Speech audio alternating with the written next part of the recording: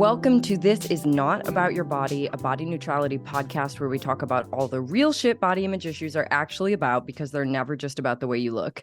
I'm your host, Jessie Nealand, and today I have with me Nicoletta Heidegger, who is a licensed marriage and family therapist and sexologist, and the host of the Sluts and Scholars podcast, where she interviews folks from across sexuality, kink, and professional spectrums about desire, pleasure, shame, stigma, and, of course, bodily functions. I actually met Nicoletta at a sex party and kink event in LA. And while we were chatting about what we do for work, I realized that I'd actually been following her work for Instagram for years. So I'm really excited and honored to have her join us today. So welcome, Nicoletta. Thank you. Such a fun party and such a nice kismet to connect with you more officially. I love it. Okay, so starting with the basics, can you just talk a little bit about yourself and the work that you do?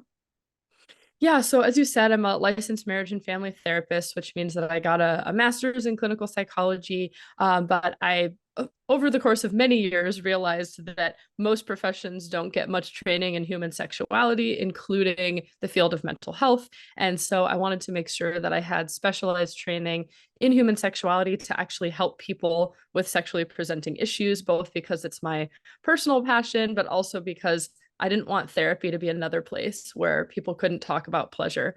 And so I got a second master's in human sexuality and have, kind of made it my mission to help people feel less shame and more pleasure. So I work mostly in private practice with individuals, partners, and other sort of relational setups. And most people come see me for sex specific issues, but it's never just about sex. There's always lots of other things going on. And so I work with folks doing that both virtually and in person. Awesome. Yeah, it's pretty wild how little education on sexuality is included in these fields where you would think it would be way more important, like the medical field as well. Yeah, the medical field, I talk about this a lot on the podcast. Actually, I just had one episode kind of just discussing this for a particular concern, which is pelvic pain. And even OBGYNs and things like that, or urologists that you might expect getting some specialized training, a lot of them aren't specialized trained in human sexuality. You have to be a sexual medicine specialist to have that. And those are few and far between. They often don't take insurance. And then for therapists like me, we usually get there's like a required 10 hours, at least in California, of human sexuality training. And at least there's something, but 10 hours it's pretty broad, and the way they say like what you're supposed to cover is also pretty broad. And so it was barely scratching the surface. So for most of us, if you weren't raised in like a shame-free household with comprehensive sex ed, a lot of us don't feel comfortable talking about sex. And so I see a lot of therapists who don't feel comfortable talking to their clients about it. The clients don't feel comfortable. So then they never ask, the doors never opened. And it's just weird. So they get referred to me, sometimes even if they have a general therapist, because the therapist is like, I don't cover that, which is, I mean, look, it's kind of like you can't know in depth everything. Like, for example, you can go to your GP, but then you may have to go to an osteopath for, musculoskeletal stuff. And I think there needs to be more. So at least therapists know what they don't know and can properly refer folks to that resource. Yeah, totally.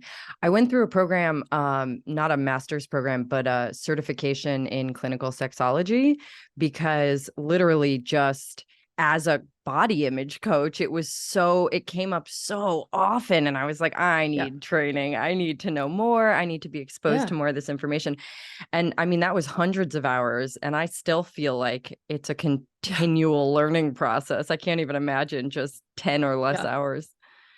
Well, I mean, I like to think that it's something we continue to learn over time, like anything, right? Whether that be mental health, sexual health, it is health. And I think the learning never stops. So totally. But that's maybe an invitation to folks listening that like sex is something you can learn. Great sex is something you can learn. Pleasure is something you can learn. So if you're willing to put in hours, you're going to have better sex. That's a great point, actually, because I do not think that is mostly what people learn about sex, that it's a skill, that there's actually information out there that can help you improve it. Like we're just kind of taught it's basic and you do it. And if it's good, that's sort of if it's magical. good, then you're good. And if it's not, then you suck at sex. Right. Yes. Oh man. Okay. So the pelvic pain is actually something I wanted to start with because I also, as you can probably imagine, deal with a lot of people who are experiencing pelvic pain, whether or not that's necessarily the language they'll use coming in. And it's, I mean, it impacts your relationship with your body when you're in pain, or even if you're not necessarily in pain, but just experience discomfort during sex or penetration or any of these things. Like, it has a huge impact on your relationship with yourself, your body, your partner. So I'd love to have you give us a little definition for what pelvic pain is and how it tends to show up. Yeah, I mean, firstly, I just want to like acknowledge too what you were saying, and I don't have the research numbers on this, but I would say I see a lot of folks who struggle with body image issues, who also have pelvic pain, and it's sort of like a chicken or egg thing, because some people who experience pelvic pain, what they're doing is they're sucking in their stomach, or they're tensing their lower extremities because they want to appear thinner, or they carry the stress in their core, in their pelvic floor, in their body. And so I think there's a, unfortunate moniker out there of like, do your Kegels, you can have a tight vagina. And some people need that if their pelvic floor needs strengthening, but a lot of people don't. And so they actually over exercise, which can actually create weakness, but also tension. And so I see a lot of people who have this overlap of, I don't feel good about my body, I hold things in and I'm tense, and then it creates some pelvic dysfunction. Absolutely. And then the reverse is also true, where if someone's body isn't functioning in the way they want it to, meaning they're having pain when they don't want to be feeling pain, they don't feel good about the way their body works and its function. So the interconnectedness of what you work on and this theme is so, there's a huge overlap. Yeah, absolutely. I feel like, by the way, one of the things that led to the program that I did was what I felt at the time was like a very disproportionately high number of my clients with like vaginismus and just like all of these issues with like a hypertonic, is that the word? Hypertonic pelvic floors, like overly tensed, basically. Yeah, they've actually changed it to not use hypertonic because that's more descriptive of a different condition. But basically, to break it down, it means like over tension, like you've tensed things too much. Yeah, this was years ago, but it was one of those things where I was like, man, like this is a ridiculously high percentage of my clients. And I now recognize that it's actually a much higher percentage of just people with vaginas in general, than anyone probably is aware, but also for sure the crossover with body image is massive. Yeah, and just to break it down for folks, I mean, the broad generalization is, basically sex should only hurt unless you want it to in a kinky way. And I think a lot of people figure out they have pelvic pain from sex, but the pelvic floor is a really wide range of like muscle configurations and groups, and it connects to other parts of your body. And so there's sort of pelvic floor and pelvic, pain, but then there's also vulvovaginal pain, which has to do with people who have vulvas and vaginas, but also any genital configurations can experience pelvic pain. So people who have penises, people who are intersex, any genitals can experience pelvic pain because of the muscles in that group, but the types of pain can be different. Gotcha. And so generally, there are so many different ways and reasons that this can happen. Sometimes it can happen because people have a hormone issue, a hormone imbalance, which can cause an issue with the tissues. And this can sometimes happen from long-term oral contraceptive use for people with vaginas. And so that can cause pelvic pain. Some people experience it because, like I said, they've been tensing their muscles or aren't holding their body in a way that is sustainable for them. Sometimes it's a result of surgery or C-sections, any kind of surgical stuff that's happened. Sometimes it can be trauma. So it's sort of a survival mechanism of like, I'm going to hold this together because I don't want anyone to break through, something that is my consent. Sometimes it's an old narrative somebody told you that like tight pussies are the best kind. And so you need to tense and keep it tight. So it can be That from was that. personally Yeah, trauma for me. I used totally. to experience this like crazy, and definitely holding in my stomach, all of those tension things, the consent Hmm. thing. But for Yeah. sure, this was a big one. Tight pussies. Like, I Hmm.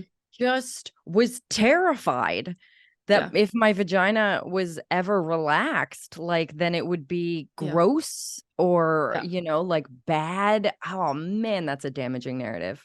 Yeah. And just like any other part of the body, I mean, I think when a lot of us experience tension, like we think of it in our shoulders and our Yeah. chest. Um, but a lot of us can also tense that area. There's also, and this is a little bit out of my wheelhouse, so I don't want to speak improperly, but basically, there's a lot of like fascial connections between the jaw and the pelvis. So a Mhm. lot of people too who clench their jaw and their neck Yeah. are also affecting their pelvic Interesting. floor. For people with penises, there can be like issues in the tissue, or like a fibrosis that can happen that causes pain. There can Mm, be nerve things down there that cause like pinched nerves, or like an overactivation of nerves. So basically, yeah. there's a lot of ways that can cause unwanted pain during sex, or Yeah. just unwanted pain in existing. That could be anything from putting in tampons to sitting to walking, Right. to feeling clothes on your body. That there's all sorts of reasons that Yeah. can cause it. So it's really important to get to, if you're experiencing any pain down there, get to a sexual medicine specialist to see what is physically going on. Yeah. Most people who have pelvic pain will go to their OBGYN, but most OBGYNs don't get training in pelvic pain. And so a lot of folks with pelvic issues, I think they did a study recently that someone just talked about on my podcast, that they looked at people with pelvic pain and most of them had seen at least 10 doctors before getting a diagnosis. Whoa. So a lot of people are medically gaslit. They're not told Whoa. That's what's going on. terrible. Yeah. So go to someone with this specialization Mm-hmm. specifically, which can be, there can be an accessibility issue for getting that Yeah. kind of care if it's not covered by your insurance. Oh, totally. Yikes, 10. That is horrible. I And know. definitely tracks with like client experience and everything. And I almost feel like some of the accessibility issue too is a lot of people who end up going this direction won't take insurance because they are, doing sort of private, like coaching-y type, because once you start to have a more holistic approach, it's like that tends to be the world of Mm, coaching more so than like medical or physical therapy type stuff. So I feel like a lot of the most yeah. valuable content that I see is from people who, aren't going to be taking insurance. Yeah, I mean, I think what it is those folks, those doctors spend more time with people. And because Mm, this takes a lot more of a detailed approach, they're spending an yeah, hour and a half usually, or right. something with somebody for an appointment. And that's just like our medical system through insurance isn't really designed that way. It's like a 20 to 30 minute, maybe less Yeah, experience. And so for someone to be able to spend that much time with somebody and um, also pay their bills, right. it sort of Yeah. seems like it has to happen that way based on Wow. how our system is set up. So what would you say that most people like, what's the message they're getting about pelvic pain or the advice they're being given about pelvic pain generally? You mean in a way Like, that's helpful, or the ones no, that aren't getting like that more aren't getting the broadly, what do good you think tips? people are coming across in the world? Oh, I think they're being gaslit with like, just relax. Like it doesn't really hurt that much kind of feeling. Have you tried a glass of wine? Have you tried lube? Yeah, It's sort of like minimized. I think in general in our culture, there's sort of this like grin and bear it thing, yeah, especially if you're in a body with a vagina or raised in like a femme way. yeah, There's this sort of normalization of pain with your period, pain with sex. And those are kind of misnomers. Like if people knew their body, if they knew how yeah, to relax, if they had comprehensive sex ed, they would learn that like that's not really normal. It's yeah. usually from being like prematurely penetrated, not being turned on enough, not Mm-hmm. knowing what you need, not knowing your partner. There could be like Not feeling things like safe to speak up endometriosis. about Exactly, like exactly. positions or yeah, all those Yes. things. Oh I think it man. also comes from there's messages of just like not believing women, Yeah. of just like, oh, it doesn't hurt that bad. Like you're just on your period, there's like this minimizing. Yep. Um, so I think the message is like that people don't talk about it. People don't know that it exists. A lot of people who I see in my office who are experiencing pain are like, oh my gosh, that was pain. Oh They're like, wow. yeah, like when they go to the doctor and they do a test to kind of test for pain, they've been living with like a low grade or high grade amount of pain that they just like weren't even registering as like valid Yeah. pain. Like maybe what categorizing it as like discomfort, sort of like a vague, I don't Yeah, love or it, like, but oh, it's not that bad. Like I yeah, can, yeah. or just keep going, kind of Yeah. thing. Oh man. Um, yeah, just like lack of education, lack of validating, Yeah. um, lack of really talking about it. So what's interesting to me is that it's pretty common experience with clients who will come in and be like, okay, I want to talk about like having low libido or feeling like my sex life with my partner is boring or unsatisfying. And it's only way later. And if I'm specifically asking, that the topic of pain will come up and it's a presence. Like, Hmm. oh, yeah, of course that hurts. But like, they're not necessarily thinking, I don't want to have sex because it hurts. They're Because it thinking, hurts. Yeah. sex is just sort of a vaguely unappealing idea, Yep. And then once you Yeah. get in there and you're like, oh, well, I also wouldn't want to do stuff that hurt. Like it is Right. a pretty big light bulb moment for a lot of people. Yeah. I mean, that always, it's sad, but it always like baffles me when that happens. Is just like I have the same experience where people come in and they're like, I have low libido or I'm struggling with Mm, this. And then I ask them, how they feel about the sex they're having. Do they experience pain? And it's often yes. yeah. And to make this connection that like our bodies evolved to avoid things that make us sick, Yeah. um, or give us pain, in a lot of ways. And so, think about it like if you've ever thrown up from a certain kind of food or from like Yeah. drinking alcohol, did you want to eat that thing again? Totally. That's such a Yeah. great comparison. Yeah. Yeah. So if someone experiences pain, the next time their muscles are going to be bracing for like, uh-oh, it's going to hurt. So it causes more Hmm. tension and then more pain. And the Yeah. cycle kind of repeats itself all the way Yeah. going to the point where like they may not even experience desire, for something because Yeah. that's unsafe. Their body's like, well, Yeah. it's not safe to do that. Why would we want to do that? Um, Totally. Which I and think then can go all. sometimes there can be hormone issues too, like I said, if the pain is caused by Yeah. a hormone imbalance, so that can affect desire too. But it's often like, yeah, if this doesn't feel good or safe, why would you want to do that?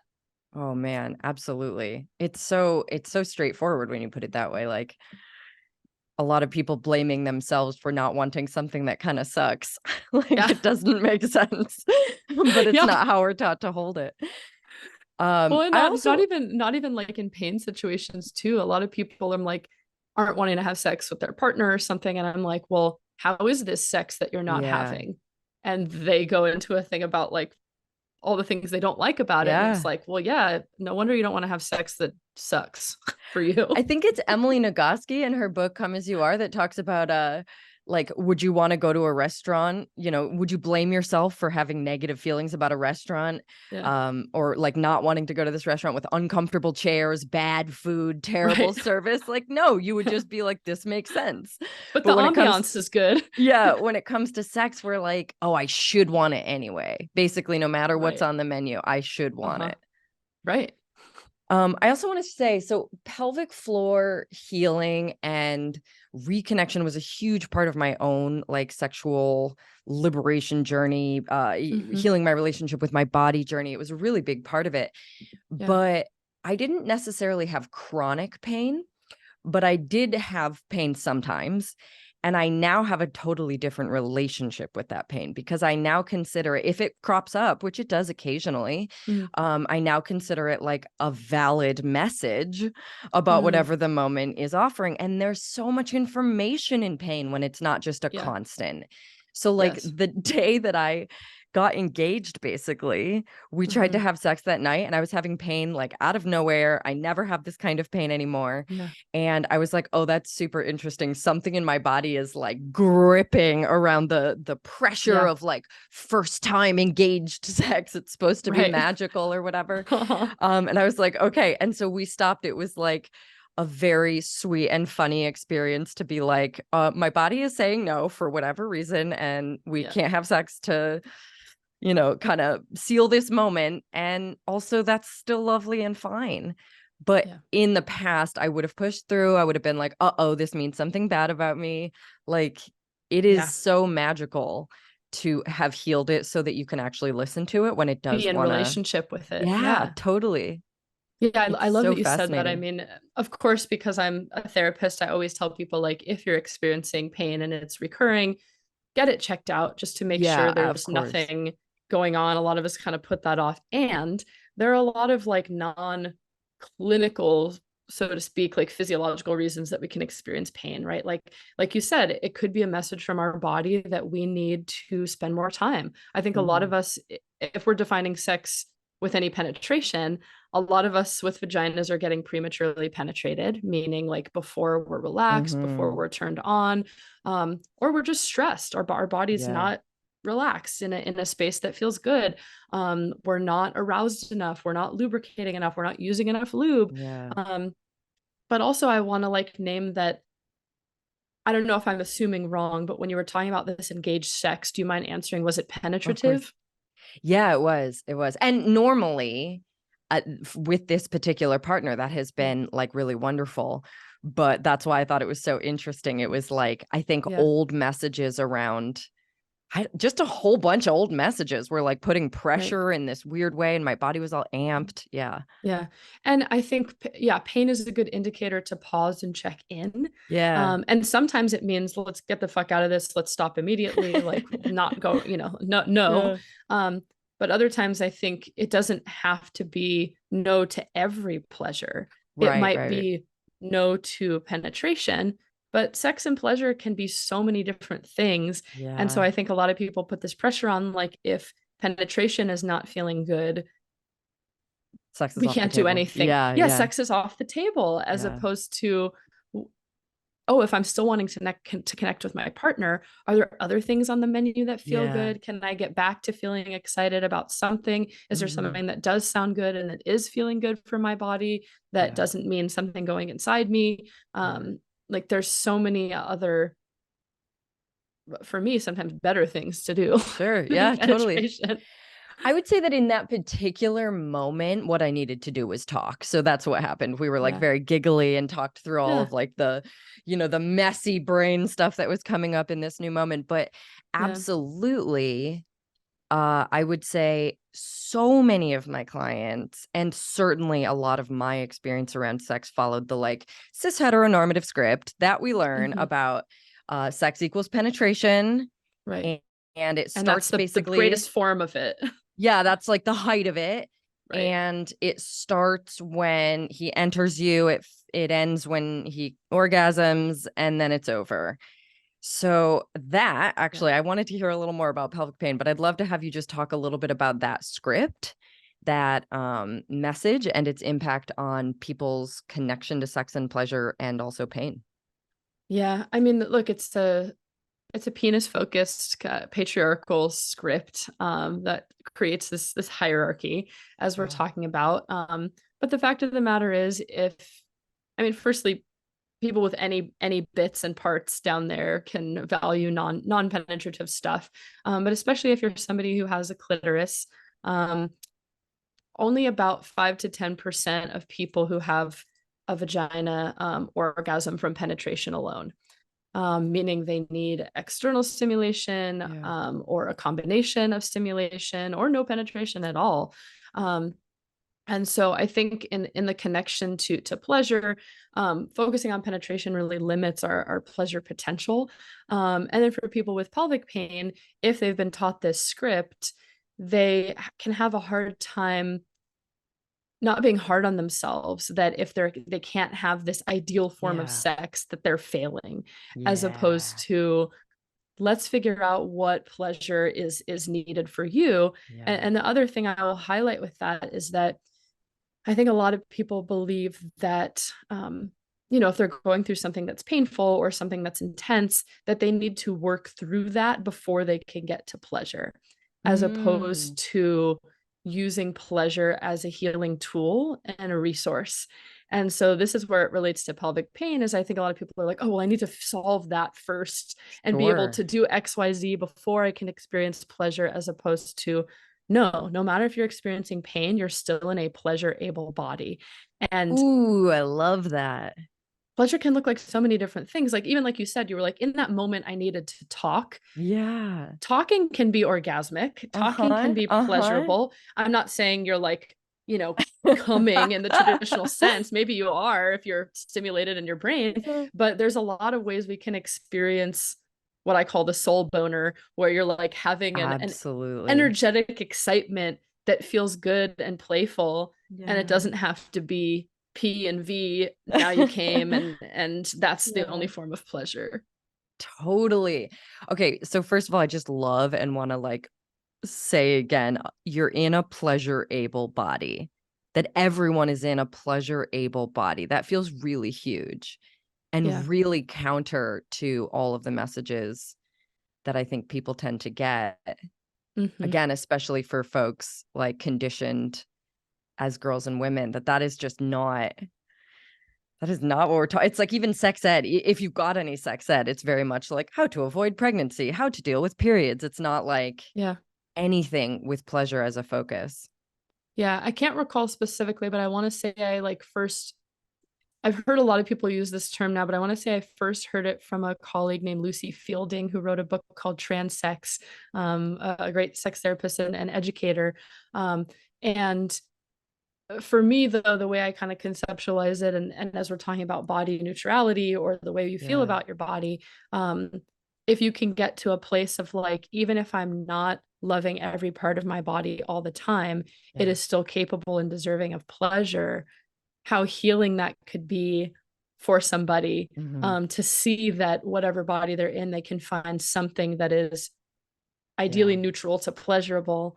And that practice. So basically, when we're experiencing play and pleasure, our brain is more neuroplastic, meaning it has the ability to grow and to change and create new neural pathways. And so Mhm. when we're in pleasure, the sort of like cocktail of hormones and feel good things creates the brain's ability to change more. And so Mhm. if you're sort of combining pleasure with, I want to feel better about my body, Yeah. you're going to have, it's going to be easier to do when you're Yeah. engaging in this experience that allows your brain to expand. And so Yeah. pleasure mixed with I sort of love body that. affirmations and things is going to be a way to experientially teach your body that it deserves more, that Yeah. it's pretty good in there in a lot of ways. Yeah. Absolutely. And also, I feel like similar to the kind of restaurant analogy around sex and like why it just makes so much sense you wouldn't want to go to that place. Yeah. I feel very similarly around body image in some ways, just the experience of being a person, especially if you have chronic pain or Hmm. illness or any of the trauma, any of these things that make being in your body so unpleasant. Yeah. And then to have someone be like, I don't know why I can't love it. Like, I just don't know why I feel so negatively about it. Yeah. And there is such an imbalance between positive and negative experiences that live there that I'm Hmm. like, oh, well, that actually makes a ton of sense that you wouldn't feel good about a body that you associate with pain and Right. fear and like all these negative sensations. But it is also something that you can offset by, obviously, if it's available to you, reducing pain and negative sensations, but also boosting. You can just boost the Hmm. pleasure and good feelings. And now you're coming back to a more balanced state, which means your association with your body is just going to be a lot less like skewed towards the negative. Yeah, absolutely. And I want to normalize, like, for people listening, if they're like struggling to take time to do those pleasurable, fun things, because if you're not feeling good about the body you're in, or the body you're in hasn't been a safe place for you, or it doesn't feel like the body you're supposed to have, um, Yeah. it can feel near impossible to be in your body. Mhm. And that can be a survival mechanism because it's been a source of pain or discomfort or Yeah. whatever. And so getting to a place of being in your body enough to experience neutral to pleasant Yeah. sensations is definitely going to be a practice and a journey. So I'm not saying it's Mhm. as easy as just like go masturbate and you'll be feel Yep. great about your body in 2 weeks or your money back guaranteed. Yeah. Like there's a lot of undoing um, and Yeah. healing to be able to be safe enough to experience pleasure. Absolutely. Also, the desire to experience pleasure can be enough pressure on you in a moment to not experience a whole lot of pleasure. So even Right. if you're like telling yourself, okay, I have to do this pleasure practice and feel pleasure, or I'm supposed to enjoy this sex and it's not like immediately available, you can push pleasure even further out of the Yeah. available experience. Yes, it's tricky. Yeah. So, how do you then guide someone through using pleasure and play as a healing tool, whether for pelvic pain or for like literally any other aspect of thriving? I mean, again, once they kind of rule in or rule out something physical, because I want to make sure I know like what is going on Yeah. and I'm collaborating with that Mm. doctor. That's like most key because I want to know what's like safe for them to do. If it's something like pelvic pain, they might also be going to what's called a pelvic floor therapist.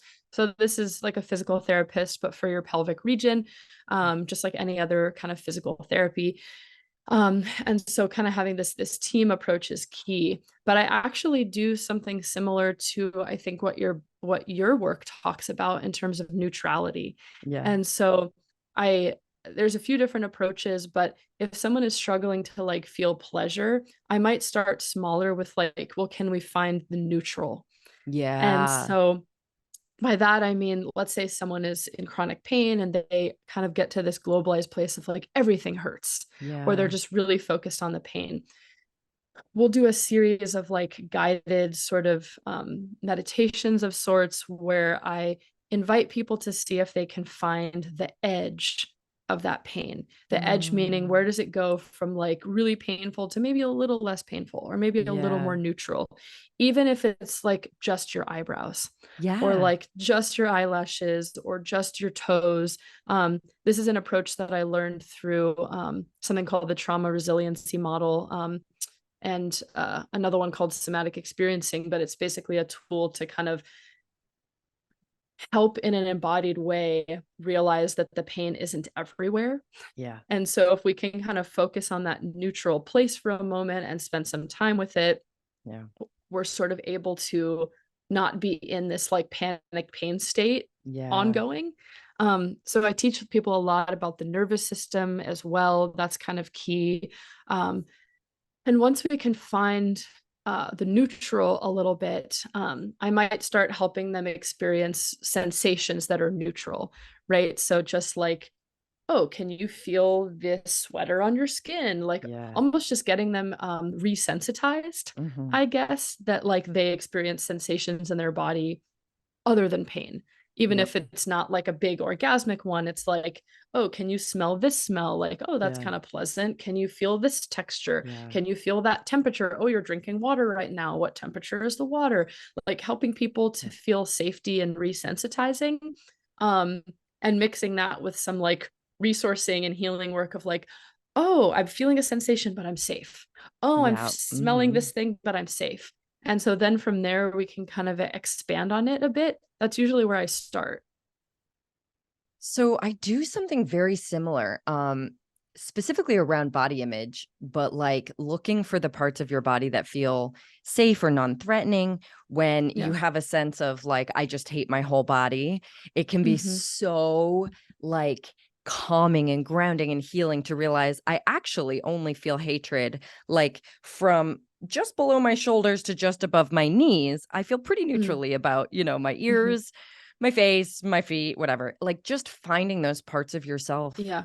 that aren't included makes the Hmm. whole story get a little bit quieter or further away Yeah. and it brings back a groundedness. So Yes. that makes a ton of sense. Yeah. I love that.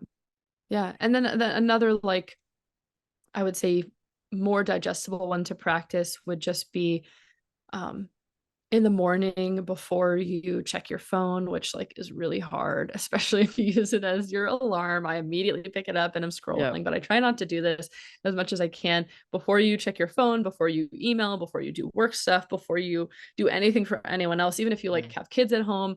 Like, I know you want to make sure they're safe and okay, but I'm talking like 30 seconds. Yeah.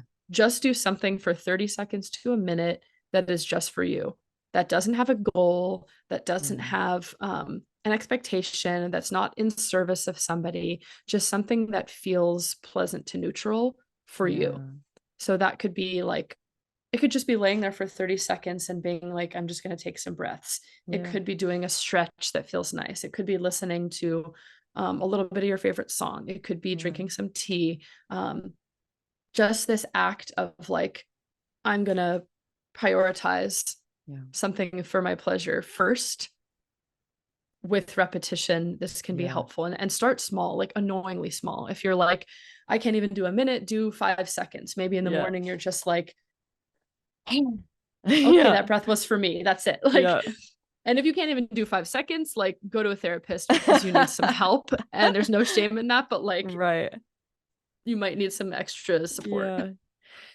So something that I wanted to hear a little more about, given all the messages that we get about this stuff, how difficult it is for so many of us to like really take in pleasure, and how linked this is to, especially in like gender normative sexual relationships.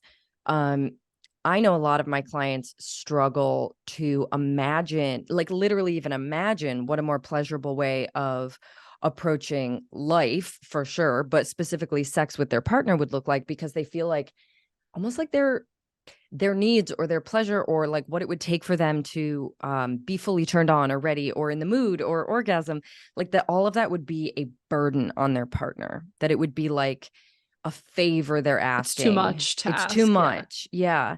So I would love to hear you talk about that, if you have any like specific advice for someone who might feel that way, or just, kind of give us some insight into where that comes from. Yeah, I mean, I want to validate that because that's something I hear so commonly from a lot of different kinds of bodies, but I would say especially like people, like femme people. Because if you grew up in like a femme body, or were raised as female, that you probably were taught that you were supposed to not ask for too much, right? Like you're supposed to be a good hostess, which includes like hosting somebody in you, right? Like, and so I think it's all about like serving others, like what can I get you? What do you need? And so there's this concept I think you and I've spoken a little bit about before, and it's called positive affect tolerance. And it's basically like a tolerance that we have for receiving nice things. And so a lot of us can say we have a tolerance for like bad stuff, where that's like, okay, I'm triggered, I've hit my limit. That's like too much of this thing, or like I'm full, I've eaten too much food. But we can also have it for pleasant stuff. So that could be receiving pleasure, that could be receiving touch, that could be receiving care, receiving compliments, receiving attunement, like attuned, focused time, being center of attention. And this can stem from all sorts of places. This can stem from, again, like not feeling good about your body, feeling like your body doesn't deserve it, being taught that you were too much, or it was asking for too much. It can also come from maybe there were times where you did ask and a person wasn't able to show up that way. Which can say more about them, but I think we think like, oh, it means that I'm too much because you couldn't do it.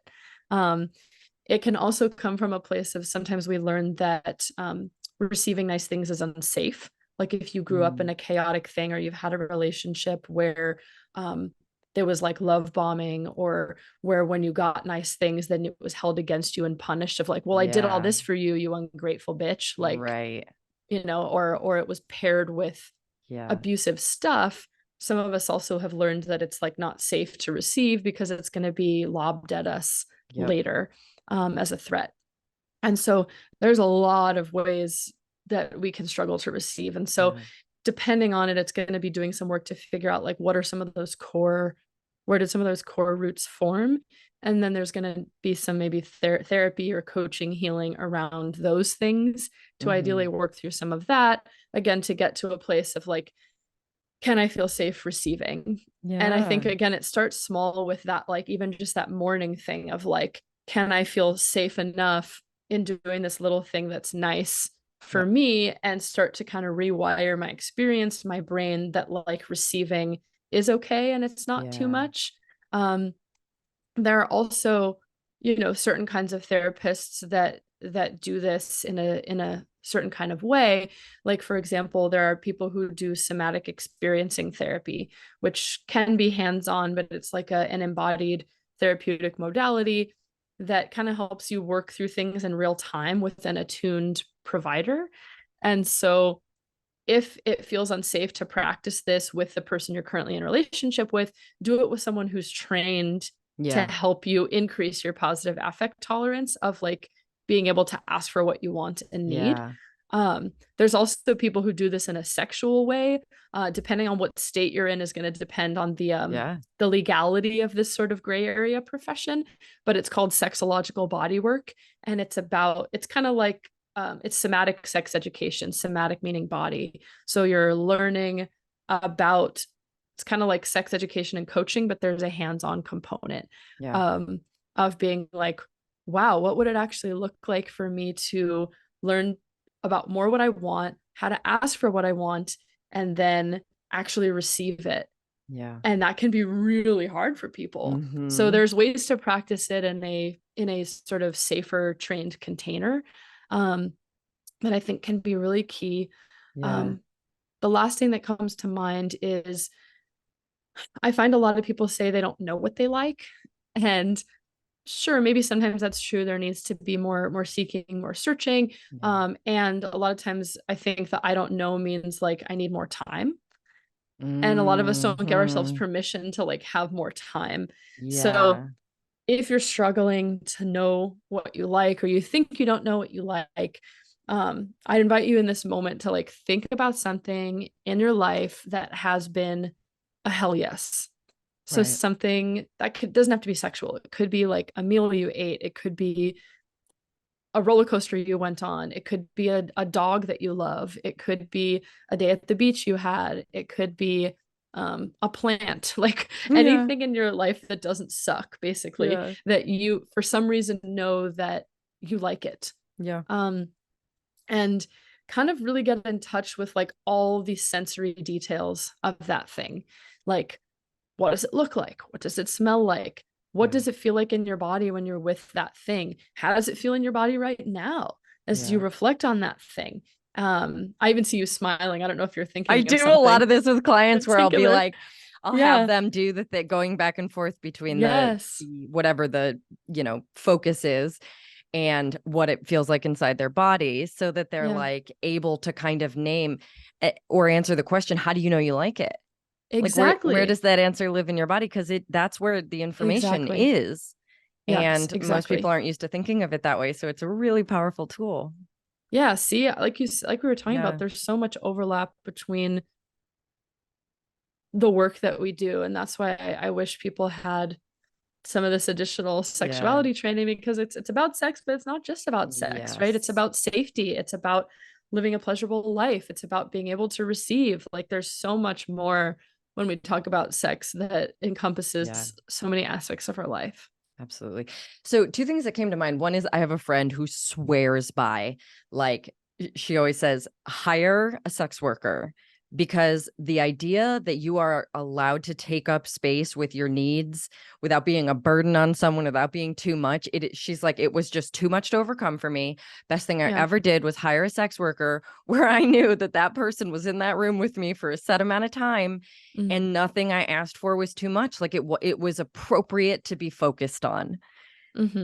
And that, like you said, that container of like almost, maybe an extreme version of it for some people, but basically what it offered her was the first chance in her whole life to be able to really ask, well, what would I want if I wasn't taking care of the other person?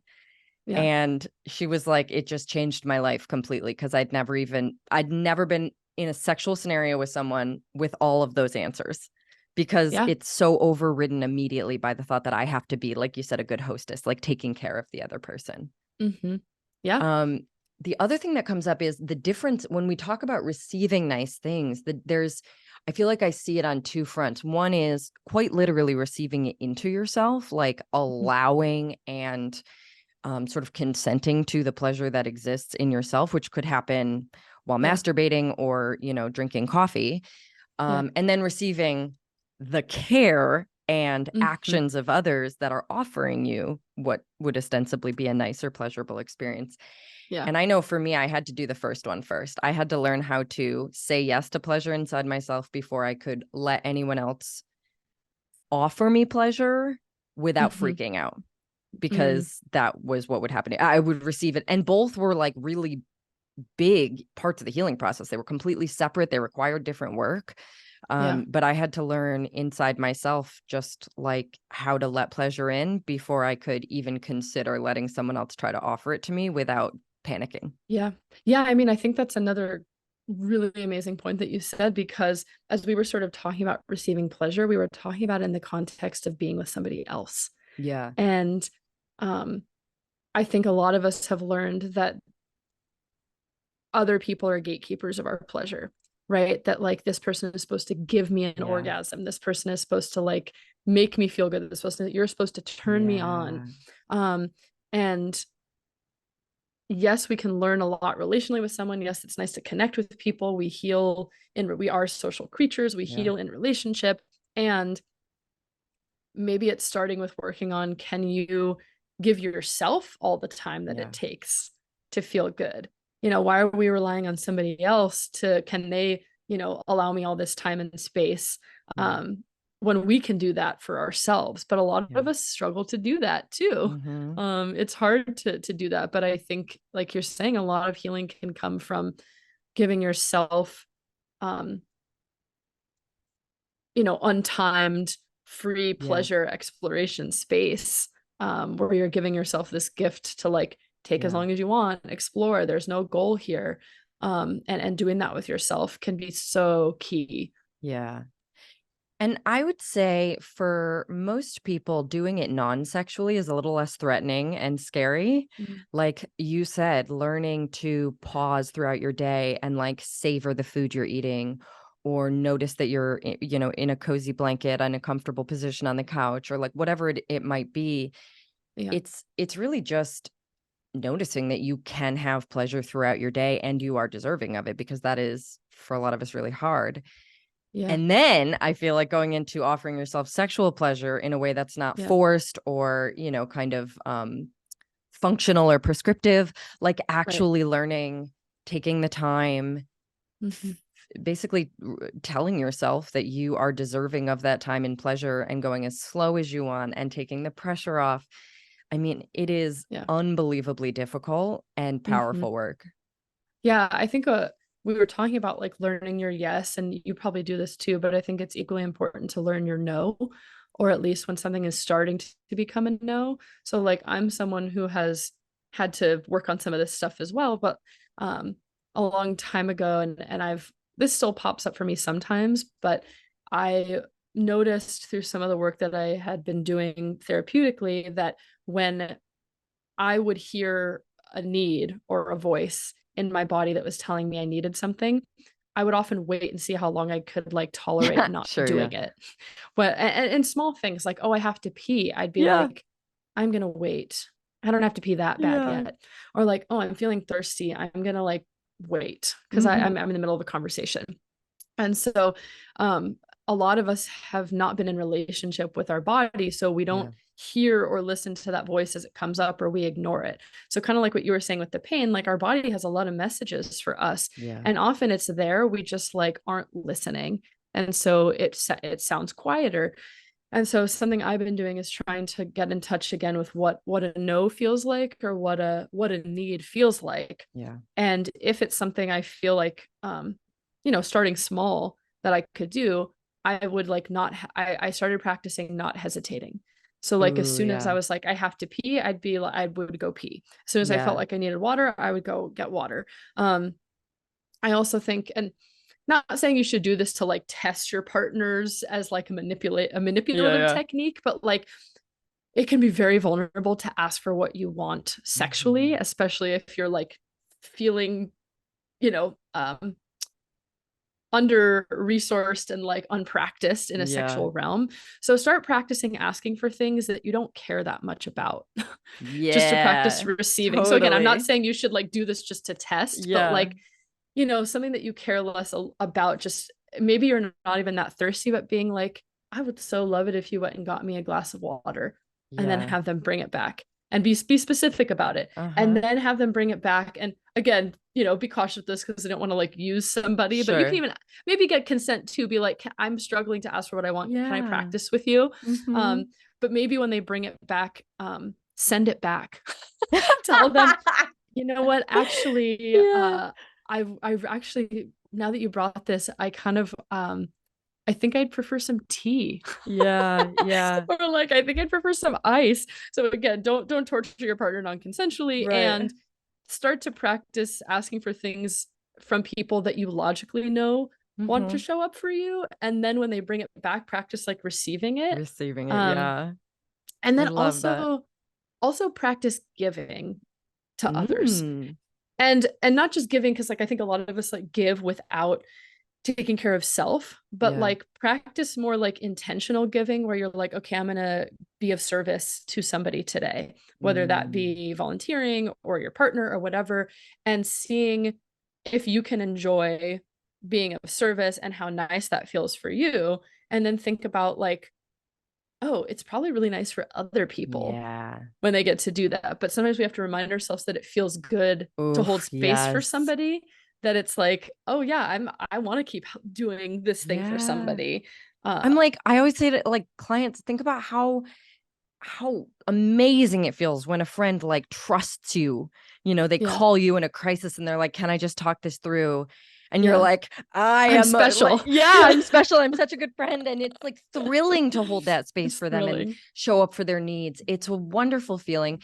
And Uh-huh. I find that a lot of people's partners are they have given indications that they would love to give them pleasure if Yeah. only they let them, you know? And so again, it's like tapping into that feeling of just think about how what a gift it is to your partner to Yeah. ask for the thing, whether it's slowing down or non-penetrative sex or, you know, changing things up in a way that might feel like, uh-oh, what are they going to think? But Yeah. ultimately you've handed them the gift of that feeling like, yes, I Mhm. made my partner orgasm. Oh man, I brought them Yeah. pleasure. Like it's such a good feeling. Yeah. If you're a book person and you're like wanting to explore this giving and receiving, I would recommend checking out the work of I think it's Betty Martin, The Wheel of Consent. I don't know if you've read that, but there's a lot of sort of exercises about like giving for their pleasure, giving for my pleasure, Yeah, makes receiving for their sense. pleasure, receiving for my pleasure, like kind of practicing these Yeah. roles and power dynamics of giving and receiving. Um, Yeah. that has some helpful tools, I would say. I love that. Also, on the not hesitating front, I think it's kind of a, I mean, I love and super support the practice in non-sexual contexts, and I can see how valuable that would be, of course. But I also Mm-hmm. do feel like practicing in a sexual context, especially just sort of even acknowledging that like the desire for sex is not one consistent unit. Like Mm-hmm. when you want something in a sexual realm, it's not always the same. It's not always like you know, the full sexual experience that you're used to. Maybe you just want a little bit of the first step. That's still a Yeah. desire. You still Yeah. get to ask for it. And I think not hesitating in those spaces has been one of the most like fun parts of my relationship with my partner. Because there have been times where I will like walk into the living room and be like, I have a weird request. And he's like, oh, Mm-hmm. yes, what is it? You know? And I'm like, I want to put my headphones on, listen to my book, lay perfectly still, and have you go down on me. And he's like, done, you know? Because if I were to walk in and be like, do you want to have sex? It might not end up being the thing that in that moment is so specific to what I'm looking for. Yeah. And just giving yourself permission to like let that be okay Mm-hmm. and not hesitate and be like, oh, I hope someday soon that random desire happens. Like taking Right. that agency and saying, I get to ask. And they get to say yes or no. I mean, Mm-hmm. both are fine. Yeah. And this is also, as we talked about, kind of re-narrating the definition of sex and like giving yourself permission to have a whole, I often encourage clients to make like a pleasure menu of like all the things they could possibly think about that would be pleasurable. And then you kind of, just like when you're ordering out takeout, you get to kind of negotiate like, what are we down for being on the menu tonight? And you can consistently add to that. But yeah, I think that takes being with someone who is willing to receive that and show up in that way. And some people aren't. And you can sometimes work through that in relationship through sex therapy or couples therapy. But if you're with someone who's not willing to receive some of that and isn't willing to work on it, might be hard to heal from this with that partner. Well, it's too bad you say that, because I was about to be like, give us your best advice, because I know so many listeners are going to be thinking, ooh, I want to tell my partner I want this kind of sex life. How do you begin? Yeah. So I think, blame this podcast. Yes. I like to totally invite people to like blame me for stuff. I love that. Like, look up a podcast, look up an article, look up something in the theme of what you're asking for, that is like recent, that you just, if you're feeling scared to bring it up, that you just stumbled upon, and you're like, this interesting article or this weird article or this interesting podcast came into my feed and I listened to it, and it had some interesting ideas, like I'd love to share with you. Would you be willing to listen to it with me and talk about how, like, you don't have to reinvent the wheel. You can utilize a resource as a jumping off point to get that started. Yeah, totally.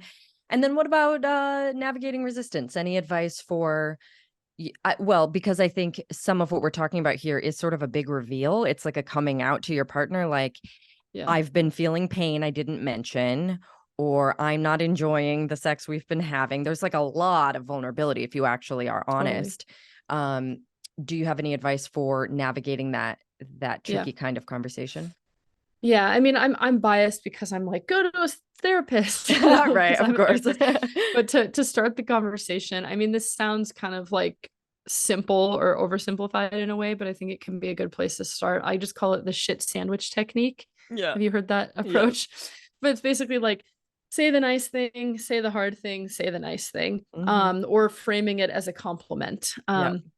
And so, for example, with this, this might sound overly therapist-y, so you have to find your language with it, because I'm a little bit long-winded as a therapist. So find your language. But for example, with this, it might be like, I've been feeling so close to you lately because I love you so much. And when we recently did this thing, I felt even closer to you. And it's allowing me to feel safe enough to like tell you something that I've been scared about telling you because of my own fear.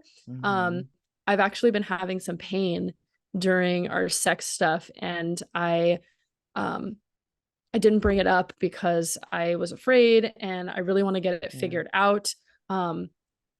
It's so sexy when you're willing to support me, and I just feel so safe that I could share this with you. Will you help me? So it's like it's hard to say no to that, as opposed to giving feedback that's like, oh, I don't like that, or like, oh, stop it, or focusing on the negative. Totally. If you're someone who, maybe is like needing a bit longer or a bit whatever, seeing if there's a point where you could use it as a compliment of like, what, I just like find you so hot. I like can't get enough of you. And I like want our time together to last like even longer. Like, can you like spend even longer teasing me? Like, I don't want you to put your dick inside me until I'm begging for it, until I'm hungry for it. Like, oh my gosh, I feel so embarrassed saying that, but like, thanks for hearing me. Oh my God. I love it. I love it. And also I feel like in all of that is really like it's asking your partner to step into their best self, their best partnered self, their align with their highest values. Like, it is an act of like utmost respect for the person that they want to be too.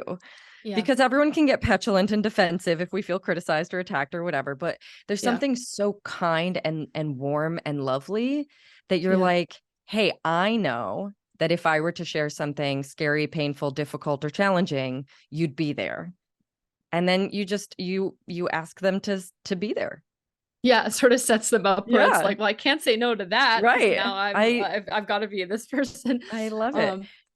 Yeah, I think if you're really struggling to bring it up and like can't even get the words in your mouth, it might be time to see an individual therapist to like practice getting these words in your mouth so that you can feel more comfortable with it and actually hone in on, you know, or with a coach, hone in on like what you're actually asking for. But if you're really struggling to even bring it up, like there's a few like apps that have like card decks that I like. And if you don't want it to just be like a sex-based one, pick one that has a bunch of stuff. So I have an affiliation with this deck because I helped create some of the sex and relationship questions, but there's a colleague of mine from college. It's called Lovewick. And so they have an app with like different decks. There is a sex and relationship one, but there's also like, you know, culture and dating and family and kids, you know, all these different ones. So you can set it on like random as well. And I think what's cool about that is like, then you can, but as you're building your confidence, you can blame it on the deck. Totally. Where you're like, oh, well, the deck asked this question about like, how do you feel about non-monogamy? Or like, oh, the deck asked this question about how did you learn about pleasure? You know, like, guess we have to answer it. Oh, the deck asked. That's great. Yeah, I think this is so valuable, so helpful. And whether a person is navigating like away from pain, sort of solving a problem and inviting someone into that problem solving adventure with them, or just acknowledging that the sex they're having isn't quite the sex they want to be having and inviting someone into like a more adventurous or like nuanced or, you know, pleasurable space, it just feels like the opening of the conversation is the hardest part, because especially if it's going to sound like criticism or dissatisfaction, that can be really hurtful. But ultimately, you really are trusting the person. And I think so many of my clients anyway, a cue that I'll often give to open those conversations is to let them know that they've never experienced a certain kind of pleasure that they want to experience with anyone else, but they finally feel like they might be able to with this partner. So again, it's upholding, like, the only reason I'm bringing this up is because I think so highly of you and your capacity to show up for me and your ability to love and care for me and your ability to hold space for my feelings and needs. And that is such a gift, even though we think of it, I think, you know, kind of a lot of the messages we get is that it's a burden. It's an absolute gift. I want us to go to places I've never gone with anyone else. And I believe that I can. Yeah. And I mean, I also think, look, I want to like normalize that most people haven't received the practice and the training to like receive feedback about sex stuff and not personalize it or not get defensive. So like, I don't want to say that that's an excuse, because like folks can learn to do better. But like, I know it's hard. So like sometimes someone's initial response might be in their triggered place. Absolutely. Ideally, if it is, they will come back with a repair and like acknowledge it. But for me, I'm at the point in my life where like, if someone is not prioritizing of like growth and pleasure, as that's like a key value to me, if they're not willing to receive feedback, I'm not dating them. 100%. So, absolutely, you know, like I said, there's some room for growth. And I'm like, okay, sometimes we first hear something and we get bristly, but then I'm like, oh, so like, let's have some repair. But like, if you're with somebody who time and time again is not hearing you when you're being kind and vulnerable and asking for more, and there's no repair either, I can't tell you what to do with your relationship, but for me, that would be a deal breaker. It is such a challenge, especially for folks who come to this much later on after a long partnership or marriage or whatever it is. Yeah, and it's not so easy just to step away. What do I do now? Yeah, it's a huge one. But there at least has to be a willingness. Like, hey, let's go to like, are you willing to work on this? Can we go to therapy? Can we do something? Yeah, absolutely. Okay, so this was amazing. Thank you so much. Anybody who is listening and wants to find you, can you tell them where to find you on the internet? Thanks so much for having me. It was a pleasure talking with you about this stuff, and I'm so glad your work exists out there.